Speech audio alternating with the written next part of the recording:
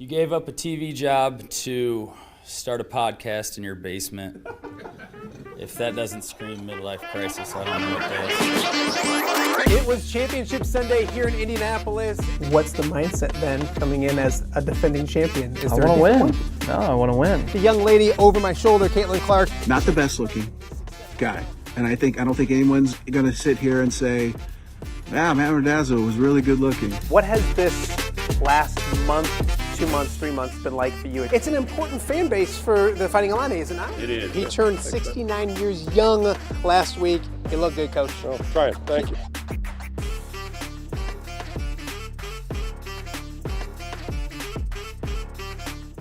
Welcome to Off Day with Matt Randazzo here on a Wednesday in the Quad Cities. Wednesday, June 3rd. Thank you guys for joining us. However you are taking part in the podcast, in the show, watching, listening, however you are partaking in the show, we appreciate you guys joining us today on a hump day as the week continues to move on.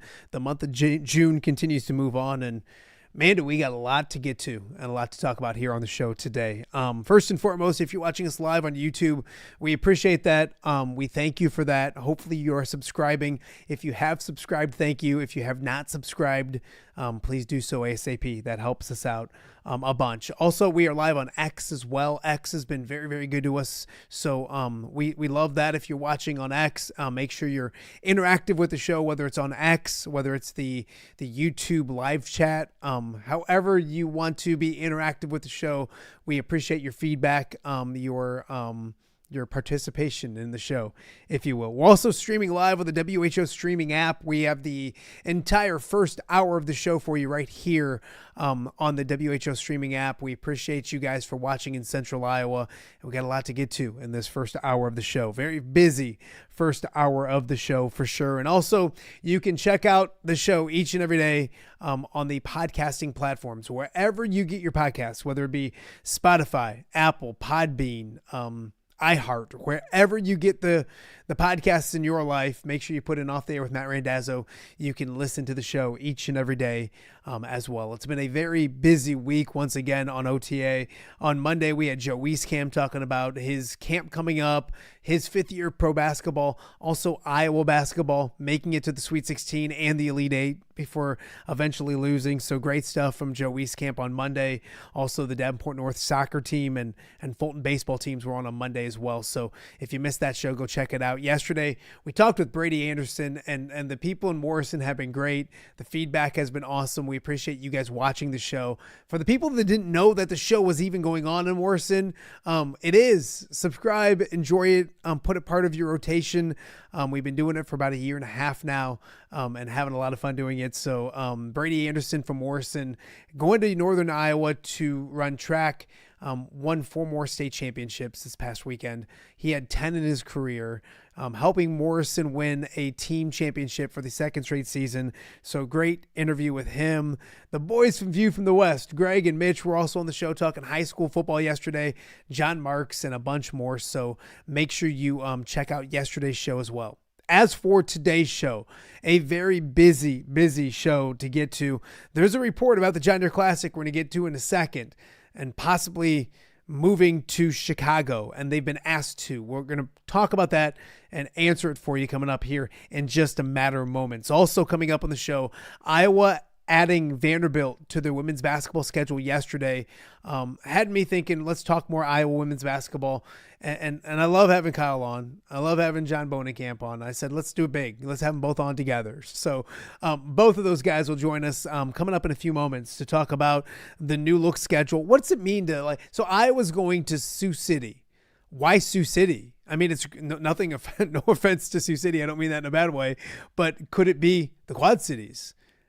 Someday when it comes to the scheduling of games and how it all came about. So more about the schedule, possible schedules in the future, some Caitlin Clark talk, a bunch of good things coming up with Kyle and John in just a few moments as well. Also tonight, it's a big night of softball. I know game 1 of the NBA Finals comes your way tonight as well, but it's also the College Softball World Series National Championship game between Texas and Texas Tech, and there'll be a young lady from the Quad Cities, from Rock Island, Illinois, playing a big part in that game. Taylor Pannell and Texas Tech have a chance to win a national championship tonight. We're going to talk to her high school coach, really good dude, Chris Allison, former softball coach at Rock Island, just about watching somebody from the Quad Cities representing Quad City softball, on the national stage and much more. So Chris Allison coming up in hour number 2 of the show. And speaking of good guys, it's Wednesday. That means Dan Pearson will be along with his FCA story of the week. We're excited about that as well. So a lot to get to on a hump day edition of Off There with Matt Randazzo. And we start with something that blew my phone up yesterday afternoon and evening. I was trying to go for a run which is always a disaster. And I was trying to watch a kid play baseball, which is usually pretty good. But we got plenty of text messages and people reaching out about a new report coming out yesterday saying Golf Week is reporting that the PGA Tour has asked John Deere to move its tournament from its longtime home in the Quad Cities to Chicago. Of course, that had people flipping out, wondering if it's true, wondering if it's false, what's going to happen, all of those kind of things. So I can tell you this. We've talked with a regular here on the show, tournament director Andrew Lehman, and he says the story's false. No one has talked to the John Deere Classic or John Deere about a possible move to Chicago. So you can kind of put that to rest a little bit. There's been nothing. Nobody's reached out to the John Deere Classic, to John Deere about moving the John Deere Classic to Chicago. So breathe a little easy today. There are changes coming to the PGA Tour. Everyone knows that. And who knows what it's going to look like. But for right now, the PGA Tour has not contacted either entity, which is pretty important, the John Deere Classic or John Deere, and asked them to move the tournament to Chicago. I will say this, just as my opinion, I think it's a pretty popular opinion and a lot of people agree with it. The John Deere Classic is the Quad Cities. You can move and start a tournament in Chicago and take this one away if you want to, but it's not the John Deere Classic. So I don't know if that's ever going to happen. But the John Deere Classic is the Quad Cities. It is Deere Run now. It was, of course, Oakwood back in the day before that. But it is Deere Run. It's the Quad Cities. It's this community. It's what's right about small town, or I don't say small town, but smaller market golf, and it works here. It really does. It's going to be interesting. I can tell you this for sure. The John Deere Classic will begin, and we're going to have a great tournament here in the Quad Cities coming up real soon, next month, about a month away, less than a month away from actual golf out of the John Deere Classic. But again, I can report that according to Andrew Lehman, the tournament director for the John Deere Classic, the reports are false. They have not reached out. The PGA Tour, as of yet, they have not reached out to the John Deere Classic or John Deere about possibly moving the event from the Quad Cities to Chicago. So rest easy and get ready for a really great week of golf once again in the Quad Cities. Excited about it.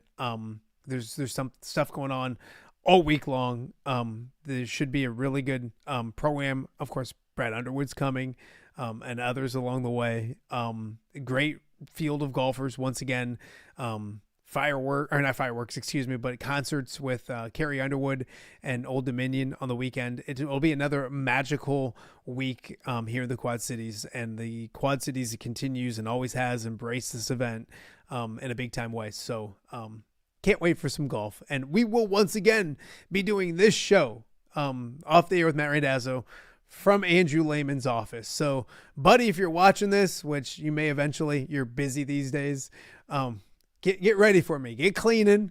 I'll bring Snoop's chips and salsa at some point. And I know it's not as much you as it's your employer. It's the entire team that has to deal with me. So hopefully you're ready for another fun week coming up at the John Deere Classic as well. So with all that being said, the big news yesterday during the show was Iowa adds yet another marquee game to their schedule for the women's basketball program.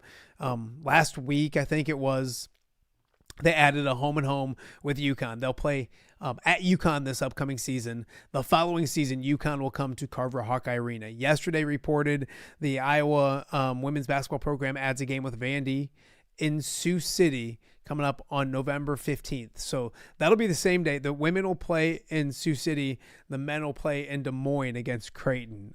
So a great day of, and I believe it's probably a Sunday. I don't know why I think in my mind that's a Sunday. So, but a great day of basketball, whether it's a Saturday or a Sunday, will look, so I don't look like an idiot. Watch this. What day is November? I'll get her all figured out. Look at my fast typing.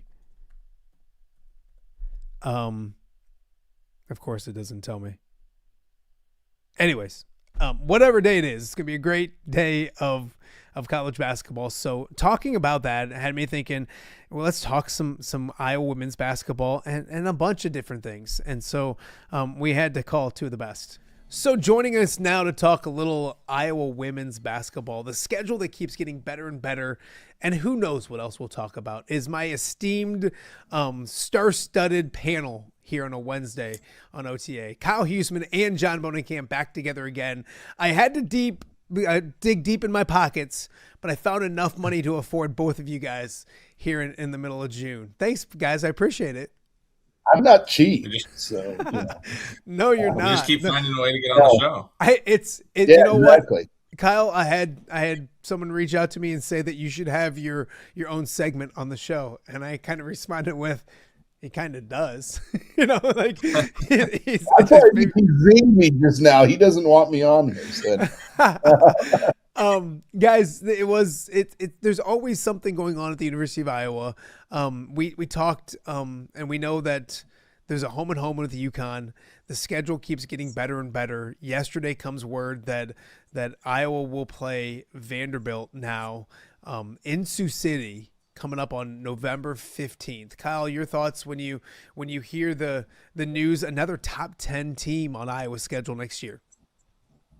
Yeah, I think this is another really great game on the schedule, and to get it without a return game or anything like that, this is just going to be one of those neutral site, if you want to call it, and that'll be it. So I'd assume that means that either Vanderbilt didn't want to come to Carver, or either side didn't really want a home and home type thing, kind of looking for one of those single games. And if you're going to do a single game in a neutral site setting, Sioux City is going to be very heavily Iowa. It's not going to be the only people that are going to be there for Vanderbilt are going to be their parents and maybe an extra odd person there or two. But I think that arena is around 10,000, so it's going to be a little bit less than Carver, but it's still going to be a full Iowa crowd. So I think that's going to be a great environment there. But as you said, another top 10, top 15 team in the country. Michaela Blakes is maybe one of the best, probably one of the top 3, top 4 players in the country. So that'll be fun to see. But yeah, that's another really big game on the non-conference schedule. And to get to do it in kind of a different location. I know a lot of season ticket holders are going to be a little upset about not getting Vanderbilt at Carver, but that's hard to do. Like Iowa's getting UConn, but not everybody wants to come to Carver, and Iowa probably doesn't want to go to every other place either and do home and homes with everybody. So I think this is a really cool thing to do. Sioux City's a new place. I've never been there to watch a game. Was up at the Sanford Pentagon a couple of years ago when they played Kansas up in that's Sioux Falls. So I think it'll be a cool event, cool atmosphere. But yeah, to have UConn and Vanderbilt on the schedule, there's certainly a couple of really big opportunities right off the bat. I think that's going to be probably the second and fourth game of the season. I would think there'll be one before UConn and one after UConn. But that's right away. Like it's a team with some new pieces. They're going to have to be ready from the jump if they want to get either of those to kind of strengthen their resume right out of the gates. I'll be the first to admit, when it came out, I thought it was Sioux Falls. I just saw Sioux, and I just assumed that it was Sioux Falls again. I had to educate myself that it's Sioux City. John, I think it's a big picture thing too. Obviously great for next season and the games for fans and for the fans in Western Iowa to be able to get to see Iowa up close and personal. But I think it's a big picture thing as well with where this program is right now. Your thoughts on the schedule continuing to get better. And I think it's a win-win. I don't think you could probably lose these games and still be okay, obviously big picture. Your thoughts on what it says big picture for Iowa women's basketball? It's a neutral It's a neutral court game against a really good opponent, and at the end of the year, that's what the committee the tournament committee looks at those things, and it is a chance to get this team to another part of the state where people probably haven't been able to come, far, make that long drive to come see them. So I do think I think it's a really good game for them. It's only a positive in my mind. I mean, it gives you an early chance to see how your team is. It gives you an early chance to see how they are in a different setting that isn't a road setting. It's still going to be it's still going to be basically a home game. So you're going to learn a lot about your team doing it, and it's not going to hurt you in the eyes of the committee if you lose. So, it does nothing but help you in my mind when they play this game, and it's a good thing to get. People, and I've seen people go at Kyle about this. Why can't this game be at home? People think that all you have to do is just call up a school and say, hey, let's play a home and home. And by the way, you get to come here first. Because a lot of times the thing is, you look at the UConn deal, Iowa goes there first. And it's like, it's not that easy. There's TV considerations that come into play, which I'm sure helped with UConn because I'm sure Fox probably played a big role in it. It's not that easy getting, especially when you're a good team, getting good teams to come to your place first.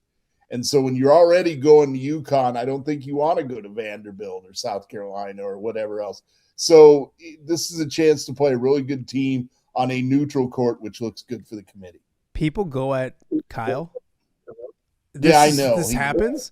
How dare they brings go at it on. Kyle for anything? Kyle, did something change with the way they want to schedule? You guys had Jan Jensen on the podcast, the Hawkeye Report podcast recently, and she talked that UConn reached out to Iowa. I'm kind of saddened that you and Tom didn't get the Vandy news out of her. You probably could have pried a little more, but she could have tossed you a little bone. But has anything changed big picture wise on what they want to do, or is it more about the maybe sport of women's college basketball evolving, changing, getting bigger? Is it an Iowa thing, how they want to schedule, or is it a mixture of both?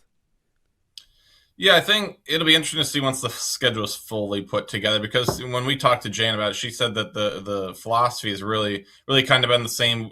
When they've had really good teams, I guess if they had years where they didn't feel like they're maybe a bubble NCAA tournament team, they wouldn't schedule as aggressively. But they've always kind of had the philosophy, at least in my time covering them, of having a couple of really high level games on the schedule, have maybe a really good mid major, like they played UCF when UCF was a mid major before they moved to the Big 12. They played Belmont, they played Fairfield last year. They play a couple of those games that are teams that are expected to win maybe their mid major conference, and then you'll have your Iowa State, your UNI, your Drake, and then you'll have some easier games that you're expected to win, and a couple that maybe you're expected to win by 30 or 40. But they've always kind of had a nice balance. They've never had years where it's like, man, they're only playing bad teams, and they've never really had a year where you're like, man, they might lose 4 or 5 non-conference games. So it'll be interesting to see, though, when I said, when the schedule is done, is right now we don't know anything about a Thanksgiving tournament, anything like that. They're not in the Women's Champions Classic this year. It's UConn, Maryland, Iowa State, and Michigan. So Iowa got not kicked out, whatever you want to call it. I don't think it's kicked out, but they're not in it this year. So they don't have a couple, as of now, they don't have a couple of those spots where you would, they played Baylor last year in that Thanksgiving tournament. They got UConn obviously in the Women's Champions Classic. So as of now, they don't have a spot on the schedule other than the UConn and Vanderbilt games. So I was wondering if maybe they're not playing a Thanksgiving tournament this year. They needed to go find something, and like you said, UConn obviously reached out. But they needed to go find something if they aren't going to be in either event, a Thanksgiving event or the Women's Champions Classic. They needed to go find a good game because they are a good enough team that they need to test themselves early and see where they're at with a UConn or a Vanderbilt. So I think the philosophy, like I said, has always kind of been to have a couple of those games where you test yourself.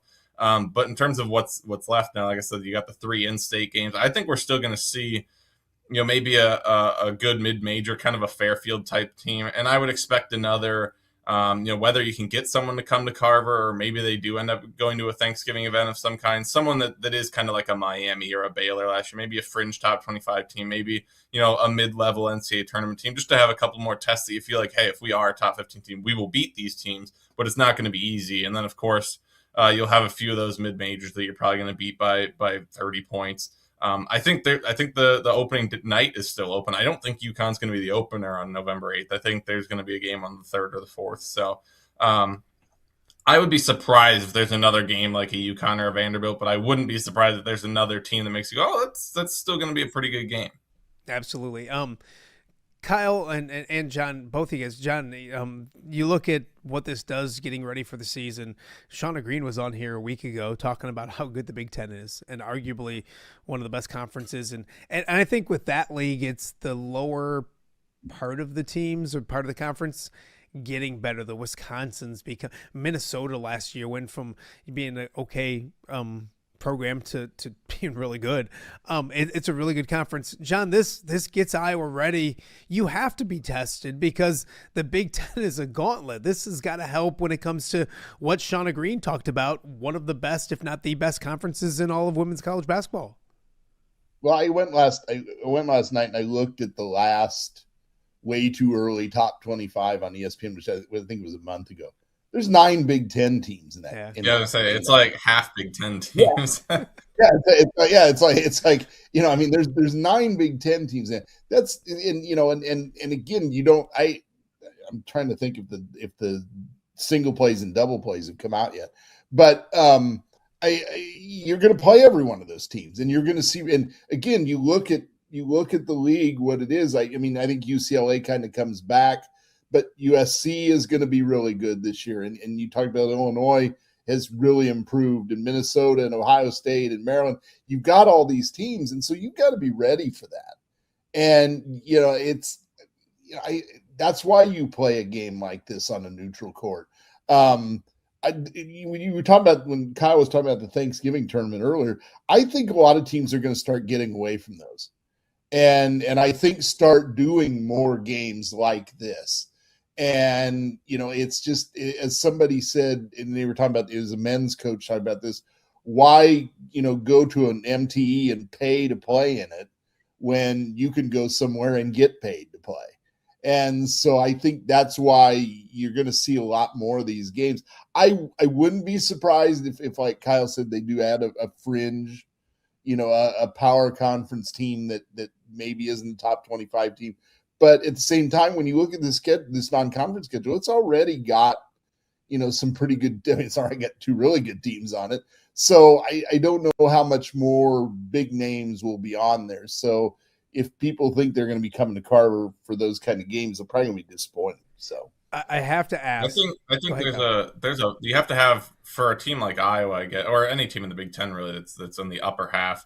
There has to be like a balance, because as you were saying, there's 9 teams in that way too early top 25. Now, are there going to be 9 teams in the middle of the season? I don't know that they'll maybe have 9 once you get into the middle of Big Ten players, but they might have 7 or 8 ranked.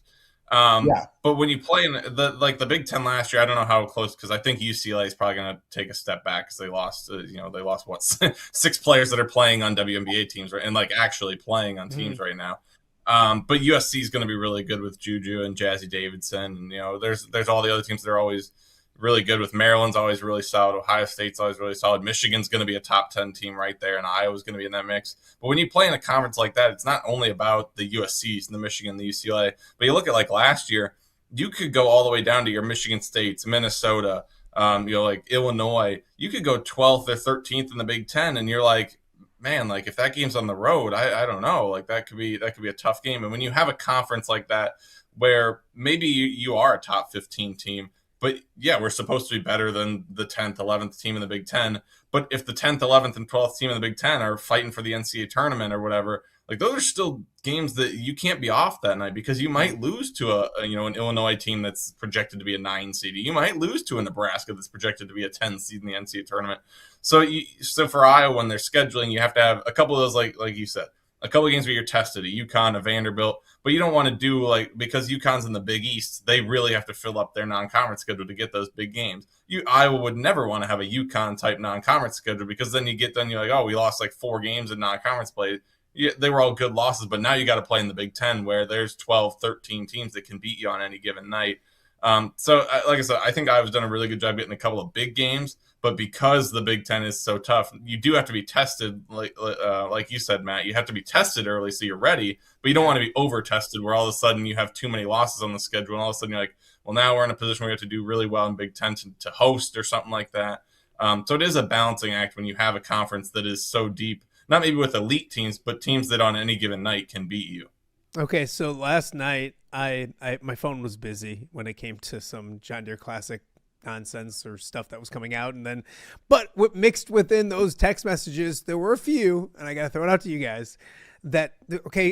First, why Sioux City, and then it had several people that know me, unfortunately, that started thinking, well, they're in Sioux City. I wonder if they want to start scheduling games around the state. AKA what Iowa men's basketball did when they brought the guys for Brock and Owen here to the Quad Cities, and then it progressed to, well, Journey Houston is a Davenport Quad City kid. How about getting a game scheduled to play at Vibrant Arena? So why Sioux City? And then pipe dream this for me. Any chance of a thought of playing a game at Vibrant Arena in the next 2 years, 3 years? Yeah, I think Sioux City and people again, this kind of went back to why it's in Sioux City instead of at Carver. And I think it goes back to John's point. If you don't just get to, I mean, you talk about if Iowa had a home and home with Vanderbilt compared to what they have now, I think Iowa is on the better side right now, because it's basically going to be a home game in Sioux City, and you don't have to return. You don't have to go play in Nashville in a neutral arena, or like somewhere else in Tennessee or Memphis or something and play Vanderbilt. You get to play or Vanderbilt in Sioux City, and that's it. It's done. So I don't know exactly how they landed on Sioux City. Some people said you mentioned that you thought it might be the Sanford Pentagon when you first saw it. I assume that's already booked because they do it. The Sanford Pentagon does a bunch of events for men's and women's basketball early in the season. Obviously, Des Moines that night is going to be Iowa Creighton. The men are going to be playing there, so that's not available. So Sioux City might have been a neutral arena in the state that made sense. Maybe Sioux City reached out and said, hey, we'd like to, maybe the athletic department gauged interest of a couple arenas in the state. I don't know how that all worked. Like I said, I've never been to that arena, but it sounds like it's about 10,000. So that's a good crowd. It's not one of those where it's a neutral site and there's like 4,000 people there or something like that. In terms of your question about, potentially a game in the Quad Cities, if they're going to start doing, like John said, if they're going to go away from doing Thanksgiving tournaments and maybe try to get Vanderbilts and, whoever to come to maybe to Iowa or in a close by state to do these neutral site games, I would think that the Quad Cities would be a location that's possible. Who they would get to come there, I don't know. But if they are looking to go away from those Thanksgiving things, and it is hard to get top 25 teams to come to Carver and without wanting something back and stuff like that, or if Iowa doesn't want to have return trips, I would think that the Quad Cities would be on the table, and they could certainly, the athletic department certainly knows that the Quad Cities, they got a good crowd for that Iowa game, and they certainly know that the men enjoyed that trip. So I think it's possible, and if they're going to start trying to find a few more of those type of games, I would think that the Quad Cities and Vibrant Arena would definitely be on the list of one that they might go to. To quote one of my favorite movies, so you're saying there's a chance. You're saying there's a chance. Sure. That's all it takes. John, your thoughts? No, I think it's certainly viable. Play DePaul there, play Notre Dame there, do something like that. I mean, it can fit. Dame. How many does it fit for basketball? Oh, you had to ask me that, John. As he was talking about 10,000 at that, I started doing I would think that. I think it's above that. I think it's maybe 12. 10 to 12. Okay, so why not play a DePaul or a Notre Dame or a Notre Dame would be good. Or I'm trying to think of or Marquette. Somebody like that, play a Midwestern team that maybe they bring a few fans, but it would be, they're going to be looking for neutral court sites in the state. And obviously Des Moines on that list. And if you make Sioux City work, it's on that list. And, Sioux Falls is South Dakota, but it's still Northwest Iowa when you really think about it. So why not Quad Cities, why not, play it Lauren Walker Arena in West Burlington. No. But seriously, you're gonna want to find places like that where you can get 10 to 12,000, and it has kind of that early NCAA tournament feel to it. And I think certainly they'll look at it. But at the same time, the people in the Quad Cities have to reach out to them. The people at that run Vibrant Arena need to reach out to them and say, hey, we want you to come here. Yeah. How can we make it work? So, John, I'm thinking I can see this. Remember the Amanda Hawkeye Classic, right? Back in the day. Yes. So how about the off the air Hawkeye Classic? Like, we can make this thing happen in the Quad Cities. We'll call in Vibrant Arena right after this. You guys can be my exec board. Let's make this happen. It always was. Remember, and I love that tournament because it was always like a really good mid-major or a lower power conference team, and then a couple of, smaller schools. play it there, invite Western Illinois to come up, and that be another school to throw It in. always comes back to the Leathernecks. I knew I was listening to Kyle there, go through the teams they played last year, and he forgot about the Ohio Valley Disrespectful. Yeah, the 13 seed that came in and played. But anyway, no, seriously, I mean, but maybe you do think of something like that. Yeah. Or you do have a home tournament. Maybe you bring, because they used to always have that back in the day. They always had that Hawkeye Challenge, I think they called it.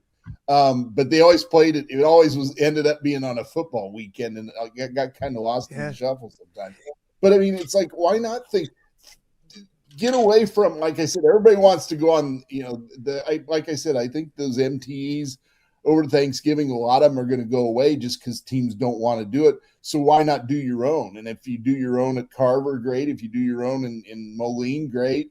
If you do your own in Sioux City, great. Or Des Moines, whatever. But do something, and where you control what happens.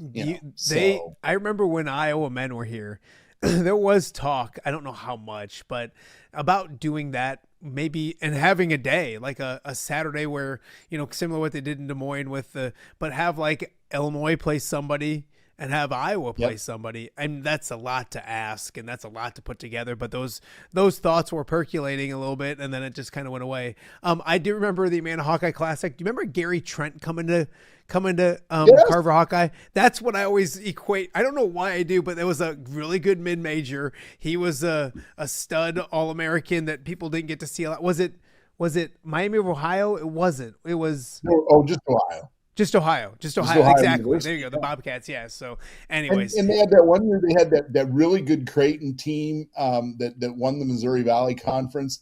They had them there, and that was a really good championship game. And it was a really cool event because it was always early December, and they would have on Saturday, as part of the thing, they would have a coaches clinic for high school coaches around the state to come in, and every team had to have a coach do a presentation on something. When I was in school there, I had taken coaching of basketball. Gary Close was the teacher, and one of the things was we got to go to the clinic. It was really cool because a couple of the head coaches, Washington State, I think, was there, and their head coach, and I can't remember the guy's name, he did a presentation. So you got to learn some things about each team, and it drew a lot of high school coaches. And I always bring that up, and I'm afraid to bring it up on Twitter because people get mad at me, like they did when I brought up about bringing back the third place game for the NCAA tournament. But I mean, those would be things that I think would be a lot of fun to do and to kind of bring back if you're not, and again, in the men's situation, when you're talking about, getting Ohio and Creighton, if as a women's team, you get a Marquette or you get a DePaul or whatever to come and you play in a little 14 tournament, I think it would work very easily. Yeah. I will tell you both the story off the air about the Amana Hawkeye Classic. That's inappropriate for me to tell you guys on the air. And then also, Kyle was in diapers when all this stuff happened, John. I know. Just to make sure.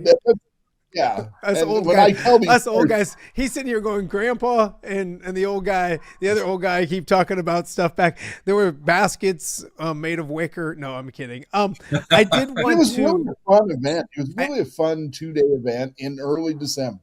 And it kind of broke up, it was after football season, and they played, it was Friday night, 2 games, Saturday, 2 games. And it was, Iowa lost a couple of times in the first round. I can't remember who got them that one year, and they ended up playing in the third place game. Yeah. And it's like, and it was, but it was always a fun event. And it was always, if I remember right, it was not part of the season ticket package, but season ticket holders could buy their tickets for it and still have their seats. It was still a cool event. Yeah. And I do think teams are going to start looking more and more at doing stuff like that, rather than go to, far away somewhere and play. Off the Air is ready to be a sponsor. Let's leave it at that. Okay. I do want to talk to you guys about a couple WNBA notes. Obviously, the Fever struggling a little bit of late. They had a players-only meeting. You guys both covered Caitlin Clark for a long time. But outside of that, also some news from that league when it came to Scott Agnes is a beat reporter for the Fever, has been for a long time in Indiana. Obviously, Caitlin didn't play. We didn't know when she was going to play. He ended up getting his credentials revoked. Kyle, I guess I'll start with you. I don't love what right or wrong what he reported, and I'll even say, let's say it was wrong, which I don't think it was. I think it was right. I'm not a big fan of organizations silencing, especially longtime beat writers, for something like that. Your thoughts when you both hear this? We'll start with you, Kyle, of an organization or a team doing something like that. Yeah, it's interesting just because we talk about the league wanting to grow and things like that. And like you said, a longtime beat reporter for the Fever just kind of kicking them out there. I mean, that's now a guy that can't, maybe he still writes about the Fever, but he can't do it at the level before because he's not going to be at games. He's not going to be at press conferences. He's not going to be at practices and things like that. But to your point, if it is wrong, I guess maybe there's more of a reason for doing it. But if it's right and he, talked to whatever source and whatever, that's not his fault. I mean, he did his job then and reported it correctly. But it's really interesting because the way he I read some of his stuff, it made it seem like they didn't really tell him about it. Like they talked to him briefly when it happened, and then it was just kind of like, now we've revoked your credential. There was no talk about, here's why we're doing it. Here's exactly what we think you did incorrectly, things like that. And that's the part that I have an issue with. If they sat down with him for a half an hour and went through the whole, here's exactly why we're doing this, and maybe you don't agree with whatever, but like, fine, maybe. But to just email and say, yeah, you don't cover the team anymore, that to me was kind of crazy. For me, I have never been, and obviously I've never gotten my credentials revoked, but I've never really been in a situation where I've had to cover something of that nature. I don't know if John has had anything like that. So I don't really know, what how to handle some of that stuff. The only thing that I could say would maybe the Emily Rodriguez situation this past season where, I wasn't the one to break the news, but Talia Goodman was the one who works for On Through, was the one to break the news that Emily Rodriguez was briefly suspended. That would be like if I broke that news and then Iowa was like, oh yeah, your credentials revoked. Like, it would be a true thing. But just because, you don't like the reporting, just because something got out, you can't revoke someone's credentials. So if he was right in his reporting and his source is correct, you can't revoke someone's credentials for correct reporting, even if you didn't want that information to get out, because, the WNBA maybe 10 years ago, maybe you could get away with hiding something like that. But now with the league getting more coverage and things like that, there's going to be stuff that teams used to be able to say, well, we'll just kind of keep it under wraps, and you just can't do it anymore with some of the media coverage. So I'm curious to hear John's thoughts, because he might have a little bit more perspective than I do. Yeah, John. That organization knows how to step on the rake. It's just like, oh, hey, we're getting a lot of bad coverage right now with the Stephanie White and Caitlin Clark stuff. Oh, by the way, let's just yank the credential of the guy that covers the team.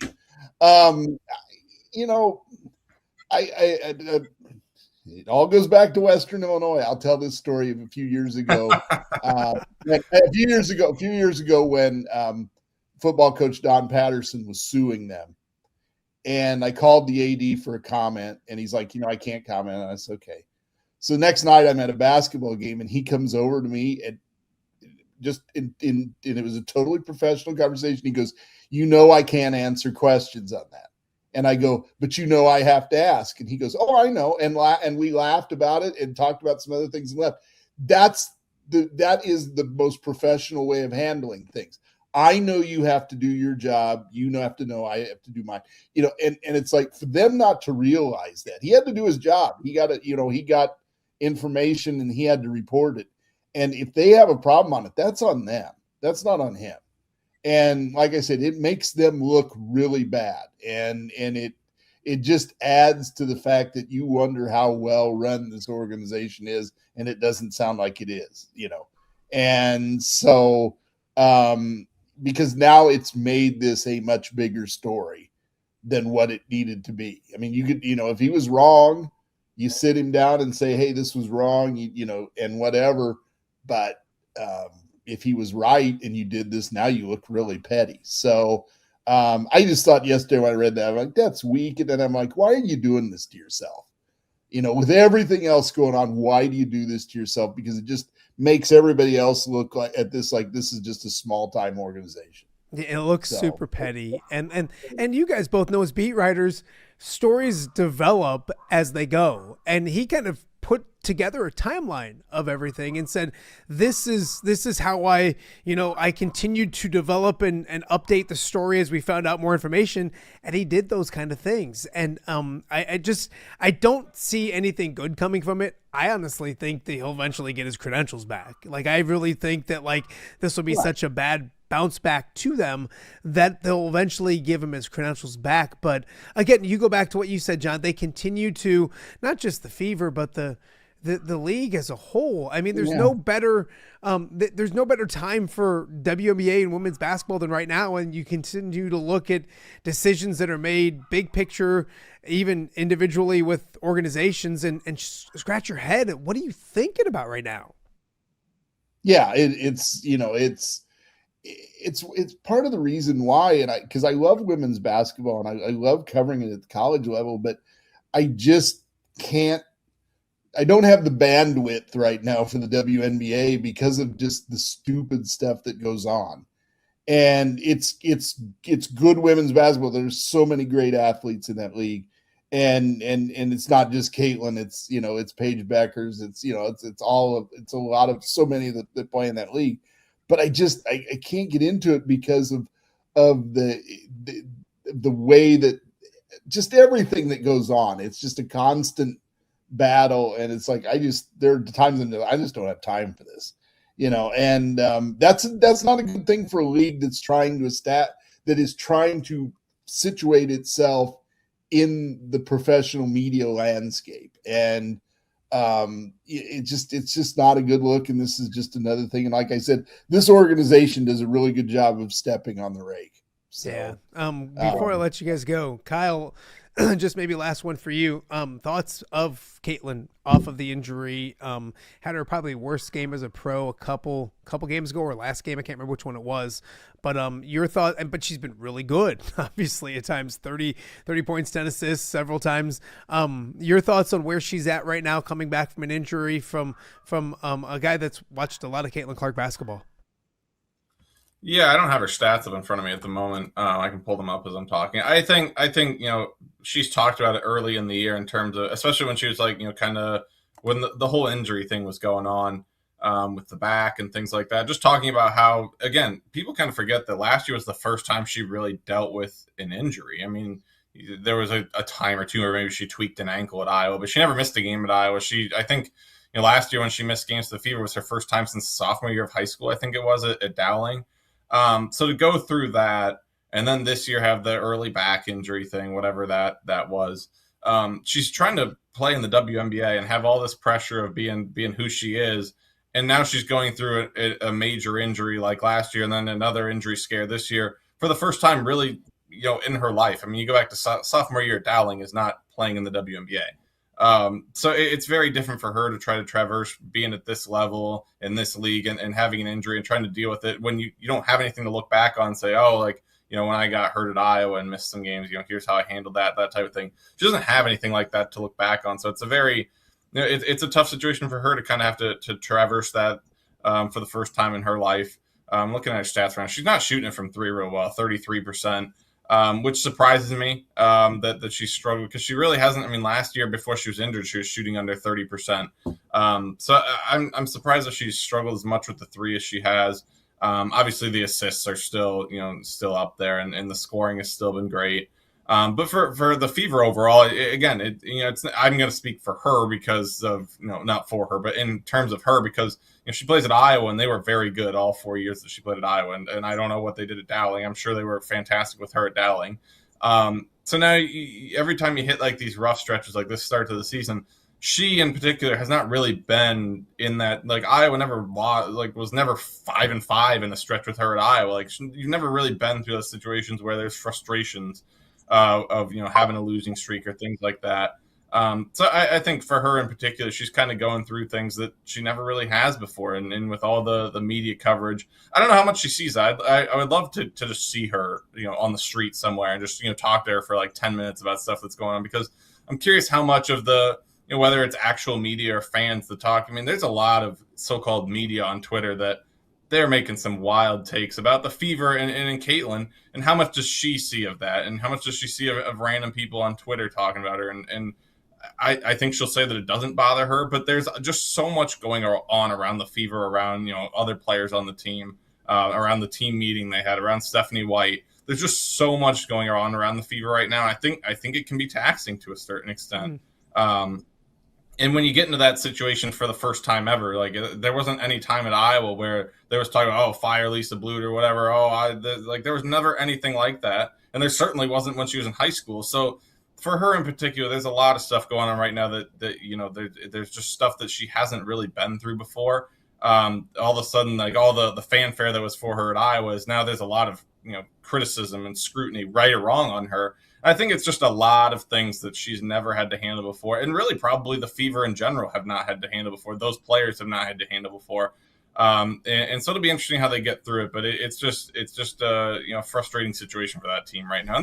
And we saw what they did last year without Caitlin. Yeah. They have the ability to be a very, very good basketball team, but I think they've just got to get some things clicking. It's frustrating. They're not playing well. It's just a frustrating situation overall, but they've just got to find a way to get through it and kind of get the ball rolling again.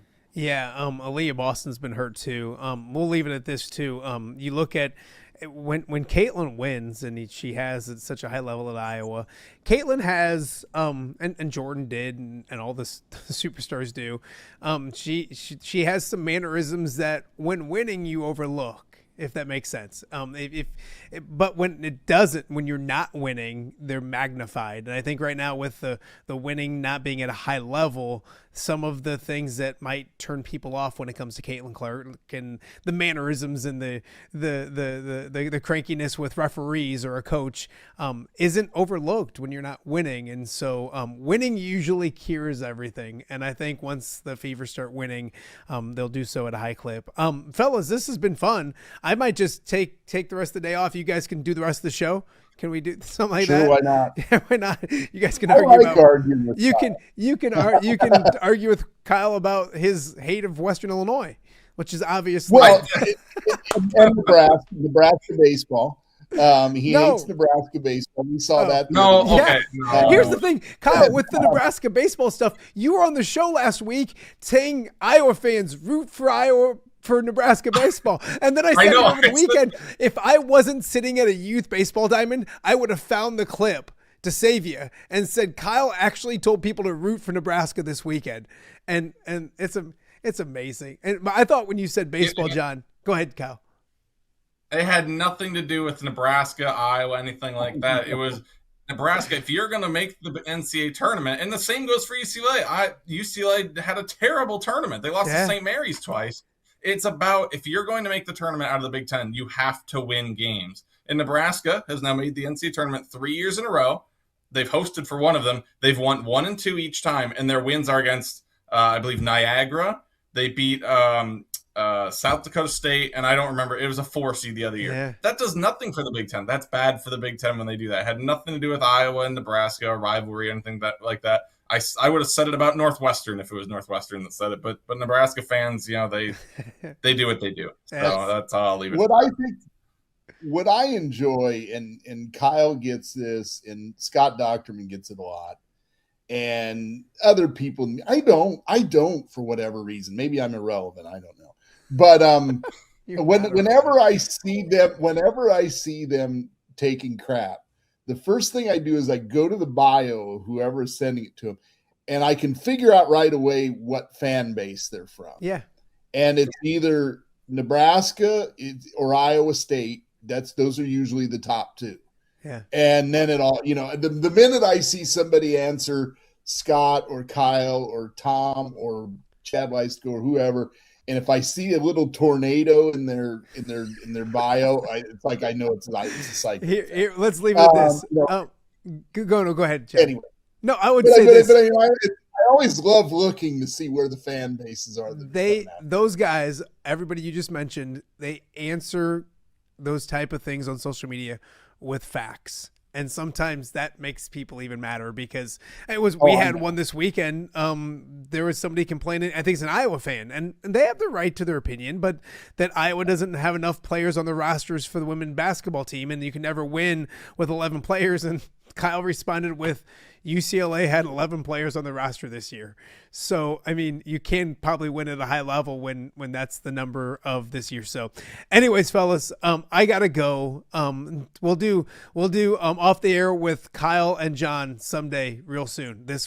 I would watch this every single day. So you're going to have to produce it. I don't have the technical. I appreciate you boys. We'll talk to you soon. Thanks, guys. Yep. Yeah, thanks, Ron. All right, that is Kyle Huesmann and John Bohnenkamp talking Iowa women's basketball, some fever stuff, Caitlin Clark, everything in between. And how about Iowa women's basketball coming to the Quad Cities?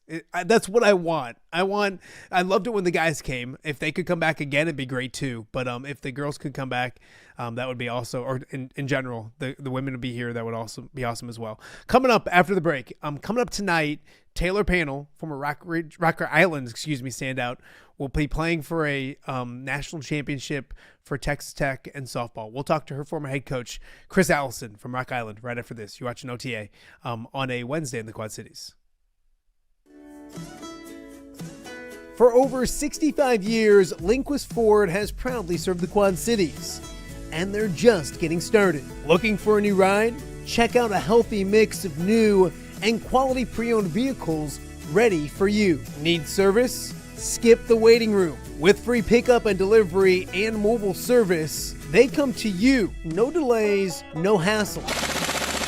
From routine maintenance to a full-service collision repair shop, it's fast, friendly, reliable, and always transparent. Linquist Ford, serving the Quad Cities since 1959. Experience the difference today. Hey, I'm the Crawford guy. Ooh, do you guys always speak at the same time? Sorry, guys. I'll go first. You know, if you need help with your heating or air conditioning, or electrical, or plumbing, Crawford Company can solve your problem. But what about your problem? What problem? Do you not hear yourselves? Take it from me, the Crawford lady. And me, the Crawford guy. Crawford is the comfort company. This summer, light the fuse on something bigger than fireworks. It's red, white, and you at the John Deere Classic. July 1st through 5th with world-class golf and 4th of July energy you can feel. Wednesday is Youth Day and kids 15 and under get in free with a paid adult. After golf, concerts on the course rocks the weekend. Carrie Underwood, headlines, and All-American 4th of July celebration. And Old Dominion closes out Sunday. Stars, Stripes, Summer Tradition. Get tickets now before they're gone at johndeereclassic.com. Welcome back to Off the Air with Matt Randazzo here on a Wednesday in the Quad Cities. A big night of sports. Of course, you have game one of the NBA Finals. It'll be a great game between the Knicks and the Spurs. I'll have that on one of the TVs down in the basement. But on the big screen, I got college softball because it's going to be Texas versus Texas Tech in a rematch of last year's national championship game. And one of the people that will be playing a big role tonight is former Rock Island standout Taylor Pannell. Taylor will play third base and hit fifth for the Red Raiders as they look for a national championship. And, of course, a Quad City product taking center stage. Everyone should be extremely excited and proud, including this young man right here. And I call you a young man, Chris. Chris Allison at Rock Island joins us. Taylor's former softball coach back at Rock Island. First and foremost, thank you for spending some time on a Wednesday with me. I appreciate it. No problem. Thanks for inviting me. I guess we'll start with just, before we get into a little bit about her journey, college softball night, national championship game. And a young lady from Rock Island is on center stage nationally. What goes through your mind when you hear that? I think it's great for the Quad Cities. I mean, there's a lot of people that have done some things around here that have gone to stages like this. So being able to have someone that you actually spent time on a diamond with and, working to try to get better in the winter time and then before the season starts, to be able to see someone like Taylor to watch her and perform and actually perform very well at a high level against the best of the best. I mean, the pitchers that she's facing day in and day out in this World Series is unbelievable.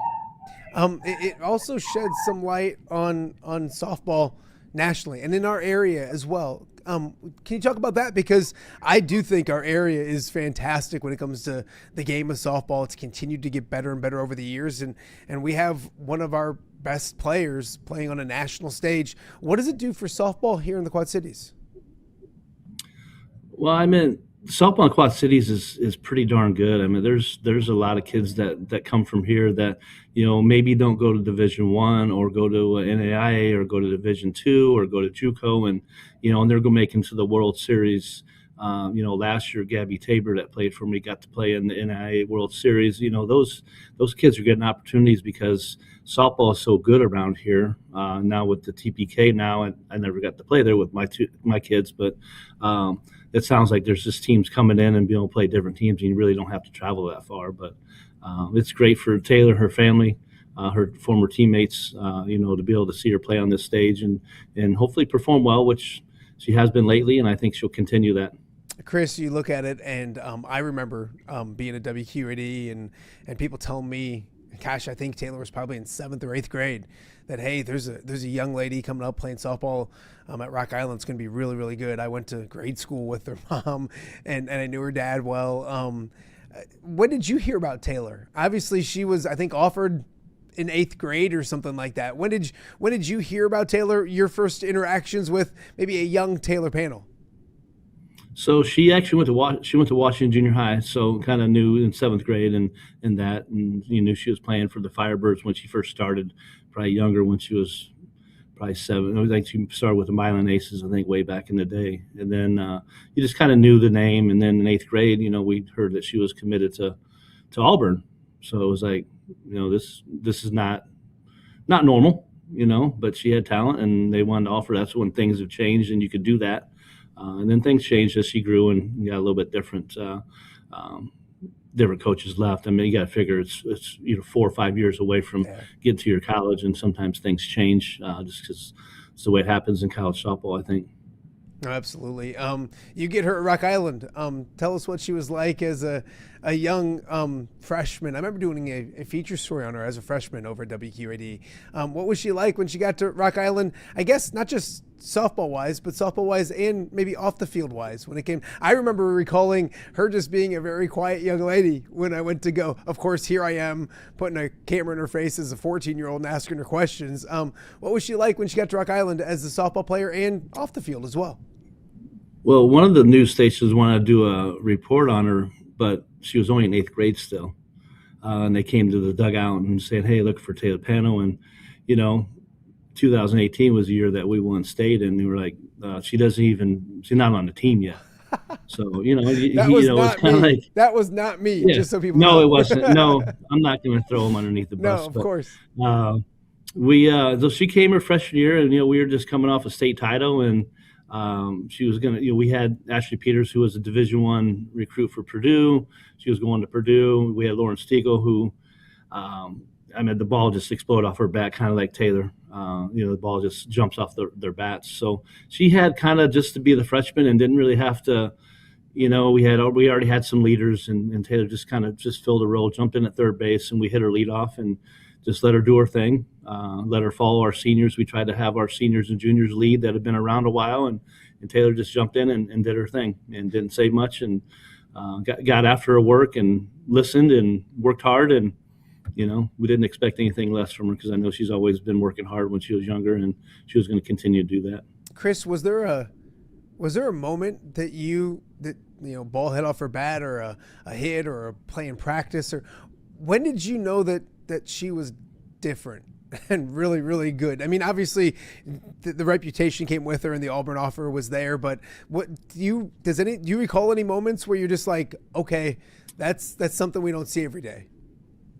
Well, you could see at practice is fundamentally sound, defensively, which I think she's greatly improved in that area at third base and made some great plays. Where she's got to step back towards the 6th hole and then turn and get that shoulder around and then make a quick throw, because you got kids that are run down line, Division I softball nowadays to get down there quick, and I know she's really improved on that. But I think back to a game we kind of struggled a little bit, and then she kind of had a mark on her back because of where she committed here and there, but she hit a ball down the right field line against Rockridge, and it's like okay, they just kind of just calmed her down a little bit and, got going. It was pretty early in the year, and then she got going, and then, she just came up big times. There's one in Geneseo where they think they maybe were trying to walk her, and she hits a 6-inning home run. We won the regional, beating Geneseo 1-0 in a pitcher's battle, and so she stepped up at times and had great hits for us. And she played shortstop for us,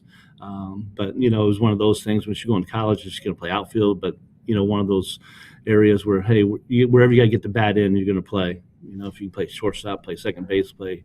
I think she played a little bit of first base at Tennessee, a little bit, played right field, and then finally the next year when she got her full-time playing, she played third base, and now that's where she's at Texas Tech. And fundamentally wise at third base, I think she's really grown defensively, and that's just the repetition of getting ground balls, and it sounds like her coach at Texas Tech, does the things the right way, and and it's improved her, and I'm sure Tennessee has helped her grow that as well. She's just a hard worker, wants to get better.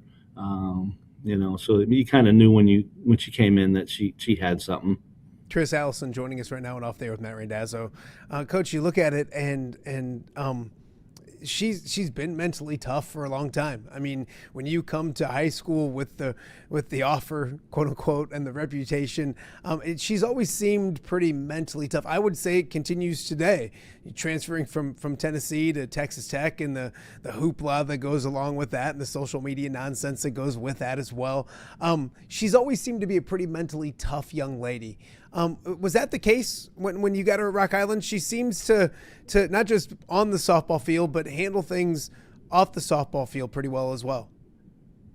Yeah, I mean, she when she got between lines, she competed and played hard, and I never had any issues or anything. She was a great kid that was someone that did what she's supposed to, came to work and put her work in, and moved on and then came back. So I think it was probably been a challenge, making that transition from school to school with NIL and all that stuff. I mean, it's got to be tough, but she's actually putting up some good numbers and doing very well with what she did in the Big 12 this year. And, the honors that she's received this year is going back to, all of her hard work that she's put in through when she was 7 years old, all the way through high school and then to, 2 different colleges that she's been to.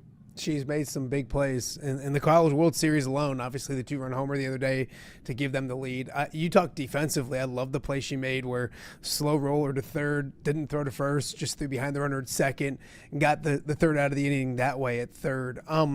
Just watching the big plays that she continues to make, and I'm sure you're watching as well. What's it like watching a young lady that you coached for so many years on national TV making plays like that in the College World Series? It just shows her softball IQ. And, I try to listen to some of the coaches, how they talk about different things and when they get done with their things, and just how about just one of those things, some of the things that they practiced. And, she had the sense of IQ to know that it was slow roller and it was probably going to be safe at first and the girl was going to round, and she threw it right behind her. And, that was a big play. That was a huge play defensively, for her to throw a strike. And then for the second baseman to be able to get it to the shortstop and then get the girl tagged out. Absolutely. Chris Allison joining us right now and off there with Matt Randazzo. How do you watch the games? How do you plan on watching tonight's game? Obviously, it's a young lady you coached a lot in high school softball. Is it just quiet? And do you ever find yourself still coaching the games while watching the games on TV if she comes to the plate and those kind of things? I'll sit home and watch the game and sit in my recliner or whatever and just kind of relax and watch it. But yeah, it's kind of interesting just to see how I do it. I mean, it's amazing softball, that they play, and the fast game, and just see what the different coaches do and different things. It's I don't see myself trying to coach, but just trying to watch and see how things happen, and it's kind of impressive to see that. And it's a fast game, and they'll face a girl from West Des Moines, and it's 71 ain't not easy to hit, and then all of a sudden you throw a changeup or you got a rise ball and drop ball, and those are even the Gutierrez girl that's going to pitch. I mean, it's going to be tough, but she'll get in there and she'll get her licks, and her coach has really worked on helping all their kids hit, and they're putting some hits together, and hopefully they can pull it out as a team. What would it mean? I mean, I think being in the national championship game is awfully good. But you mentioned, I think probably we talked yesterday on the phone, and when Brock Harding was winning an NCAA tournament game, like it's awesome, and you can tell there's excitement here. What would it mean for the game of softball for the Quad Cities to have a young lady win a national? I'm trying to think off the top of my head, and you mentioned some lower but not D1 individuals. It's not every day that a Division I player from the Quad Cities wins a national championship. What would that mean to maybe our area and then also to the sport of softball that we talked about? I think it would be great. And Taylor's one that I think likes to work with younger kids. So, hopefully people would, invite her to their teams or their organization and, have them talk and share the experience because I'm sure a lot of those, sometimes I know they used to have tournaments during the College World Series, and so then little kids would come and watch, and it would just, I think, help promote softball around here and get more girls excited that, hey, someone in our own backyard was able to, win a national title. So I think it would just help promote, more. But like I said, there's great softball around the Quad Cities. There's a lot of great players that have come through here many, many years before, I even started coaching. So, I think it'd just be big for now. And then someone, when she comes back home, they can take advantage of her and she can share her story and, talk about different things and what she had to go through and, the highs and lows. And, it'd be a great experience for those small kids that want to learn from that. And even, I had Chase and Randall come to my high school team one time just to talk, because he, here he is going to Stanford and he went Sweet 16 and he's, the kids were in awe because they knew about him and they knew what his story was and just kind of share what made him go. So I think that'd be great to, Evan Taylor can go to a baseball team or something just to talk about the experience, because it's a game within a game. We've had Taylor on the show a couple times, and I joked with her once because I said, do you use y'all? Are you like, you're not getting too Southern on us, are you, with being in Tennessee and now in Texas? And she joked and said, no, she loves being back in the Quad Cities and what it means to represent this area. And I think we've seen that a little bit. I know that she's come back and talked to certain teams here and there, and if they ask her to, she's still pretty proud of the Quad Cities. I know she loved her time in Tennessee and the area that was and down in Texas now, but she's still pretty proud of the Quad Cities, isn't she? Yeah, I think so. It's her family's kind of been growing up out in Milan for many, many years. And I think it's just something that, she likes it here. There's different things that she has. She has some friends that are, all back here and teammates that she's had. And, she's got to experience a lot of different things because she was gone a lot of time. She was traveling all summer and, playing for teams from Georgia and different states and, meet up and go play. And that's where, she's probably faced a lot of these kids growing up that are around her same age that are in the, these big tournaments and big games that she sees and that she's probably already seen some of them. No, absolutely. Okay, before we let you go, let's handicap or talk about tonight's championship game. We did a little bit, but obviously it's a rematch from last year's national championship game. Texas is in a. I really wanted it to be Tennessee, but that's besides the point.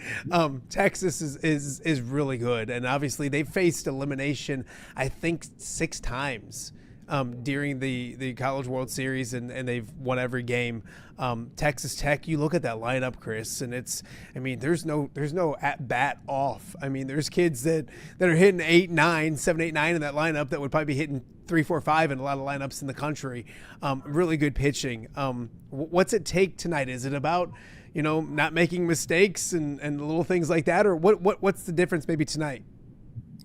Yeah, definitely mistakes. I think the Texas, they had some mistakes against Tennessee, but they just didn't get enough hits to be able to take advantage of those. Obviously you're going to have to play, clean, and your pitchers are going to have to hit their spots because you got some great hitters on both sides. It's not over until you get that last out. Those last 3 outs are going to be tough. And every single game, if it goes 2 games, it goes 3 games. Those last 3 outs are always the toughest thing to get. Texas Tech saw it against UCLA. The girl came up, hit that 2-run homer, and, you had kids that stepped up, pinch hit. One girl hits a home run, another girl gets that hit off the handle, and then, their big hitter, one of their big hitters takes a fastball in the middle and then hits a changeup 250 feet, and then they're tied up, and then, then obviously Texas Tech pulled it out. But it's going to be exciting. It should be great softball, and looking forward to it. Just for her to have opportunity to play in a national championship game. But there's a reason why both of them are there. They work very hard. They've had timely hitting, and they play good defense when they need to, and they pitch the ball, and people make great plays, and that's how you end up winning and get timely hitting. Last one for you, Coach. You mentioned the recliner tonight. That's my cup of tea.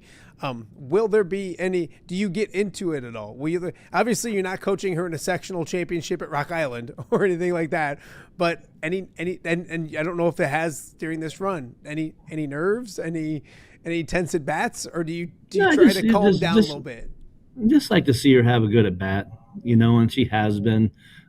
Lately having some good at bats, and just watching their lineup, just the Williams to and she's played with Williams, and I think in the past when she was younger, and then the Davis kid, and then the girl, the third hitter, I think she's one of the ones that been there a while, and she had some big hits, and then the List kid that came from Southern Illinois, and then Hope Taylor's gonna hit fifth. So I mean, it's just just want her to have a good at bat and pick her pitch out, but it's not going to be easy. I mean, those pitchers are great on both sides. So it's just catch a mistake and be ready for it.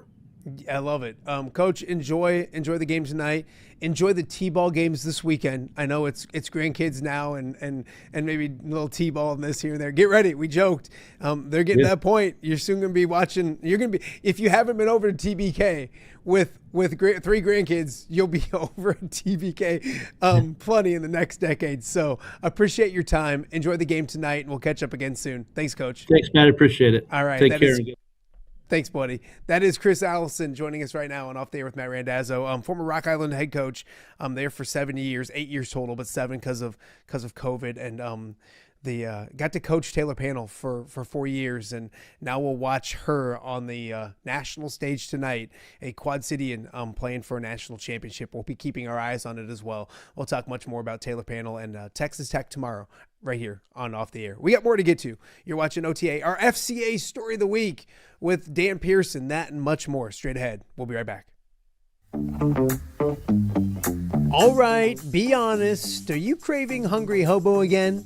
That fresh sliced meat piled high on those amazing sandwiches, hot off the grill chicken and steak with all those delicious toppings, the biggest and best selection of baked potatoes, or simply some waffle fries dipped in cheese. Well, now that Quad City favorite is even easier to get. Download the Hungry Hobo app today. Order ahead, skip the line, and earn rewards all at the same time. There's Double Points Monday and exclusive specials as well. With 12 locations in the Quad City area, it's Hungry Hobo. Now even easier to find, but still hard to resist. Rafferty Funeral Home, dedicated to serving families in the Quad Cities since 2007. Hi, welcome. Here, come on in. An experienced staff plans each service to reflect the unique life and legacy of your loved one. Rafferty Funeral Home is proud to serve our community with dignity, respect, and compassion, helping you to celebrate your traditions and lasting memories no matter your faith, culture, or budget. Rafferty Funeral Home in Moline. Call today to discuss prearrangements.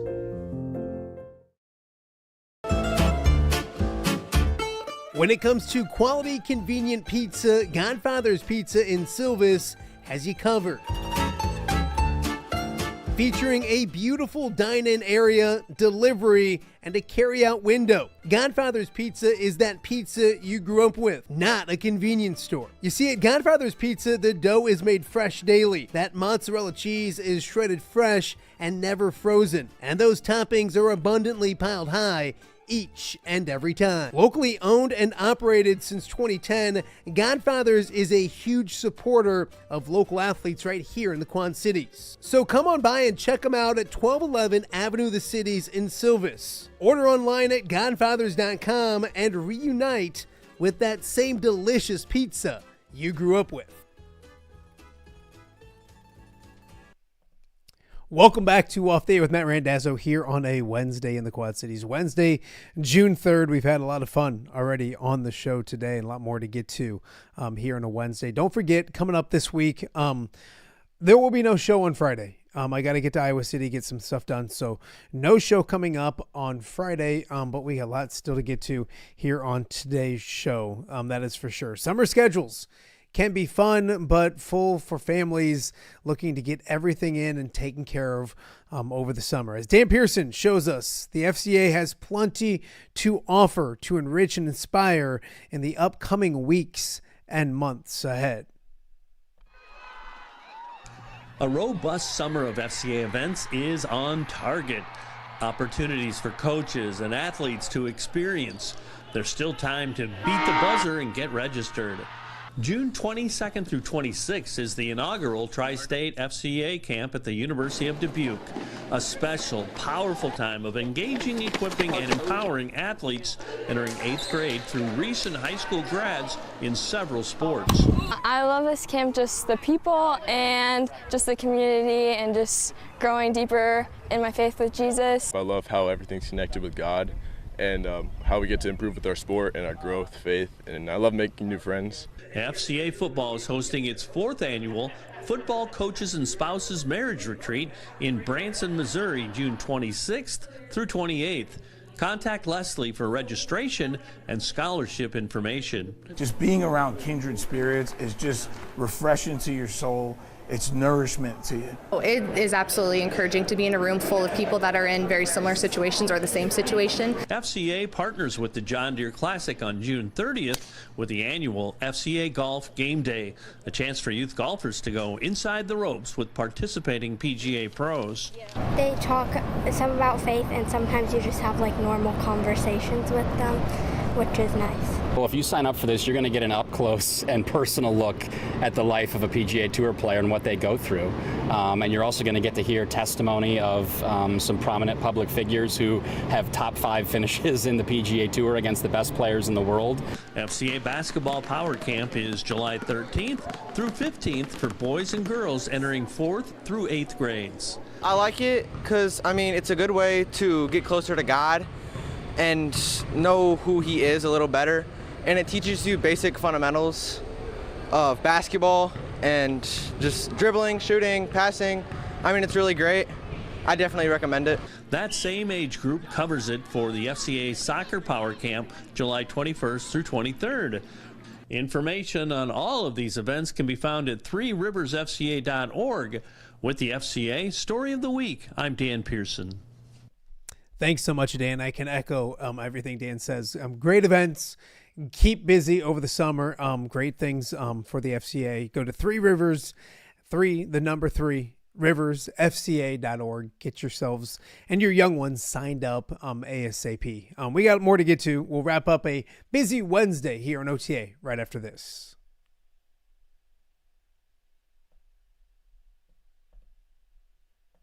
Hello, Dan Pearson here of FCA.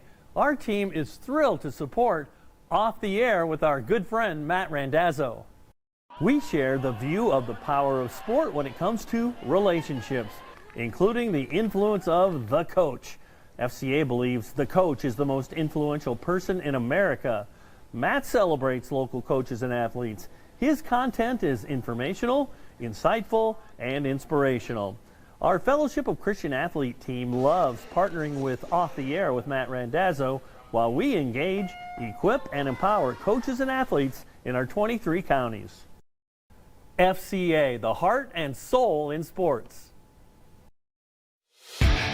View from the West, the podcast covering Illinois high school football. It's going to be a hard-hitting game. It's going to be great football. Weekly analysis and reaction from around the western side of the state of Illinois. This is the game we had circled when the year started. Follow along on YouTube and subscribe wherever you listen to podcasts. It's big-time football out there tonight, and I know we can play big-time football. View from the West. We got you covered.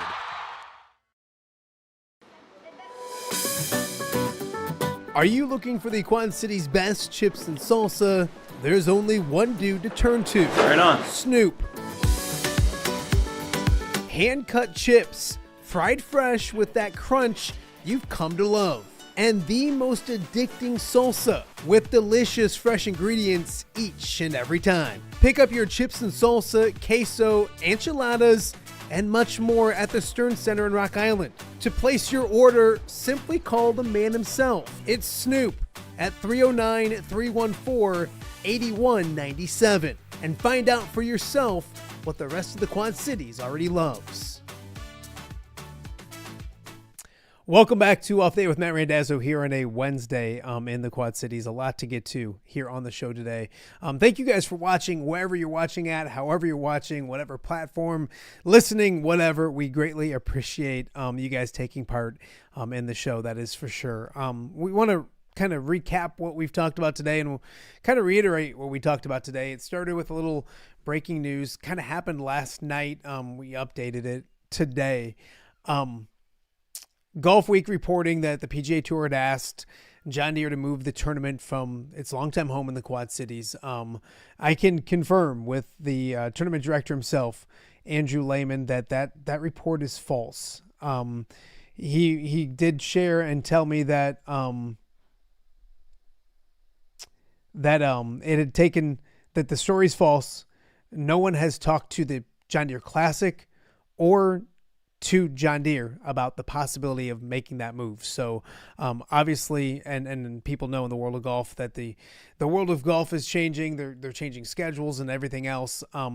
But that has not happened. So and I think the focus should be with the John Deere Classic next month, the fact that we're ready for another great week of golf coming up over the 4th of July weekend. Great concerts. Brad Underwood teeing it up in the Pro-Am, and the world's best golfers right here in the Quad Cities for another great show, another magical week of golf in the Quad Cities. It always delivers.